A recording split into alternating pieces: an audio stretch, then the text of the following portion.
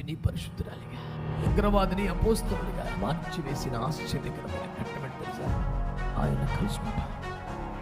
ఇంకా చెప్పాలంటే మందస్సానికి బలిపీఠానికి మధ్యలో ఆదమరిచి నిద్రపోతున్న పసివాన్ని కలుసుకున్న ఆ స్వరం అతన్ని ప్రవక్తగా మార్చివేసింది. ఆయన కలుసుకుంటే పాపులు పరిశుద్ధులైపోతున్నారు, ఉగ్రవాదులు అపోస్తలులైపోతున్నారు, పసివారు ప్రవక్తలైపోతున్నారు, ఎక్కడో అరణ్యములో ఉన్నవారు దేవుని రాజ్యపు ఏలికలుగా మారిపోతున్నారు. ఆయన కలుసుకుంటే ఇంతటి అద్భుతమా? ఆయన కలిస్తే ఇంతటి ఆశీర్వాదమా?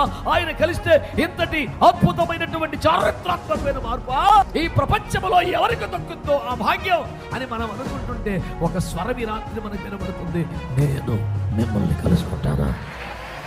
బటో గట్టిగా విశ్వాసంతో దేవుడు నన్ను కలవబోతున్నాడు. నేను నిన్ను కలుసుకుంటాను.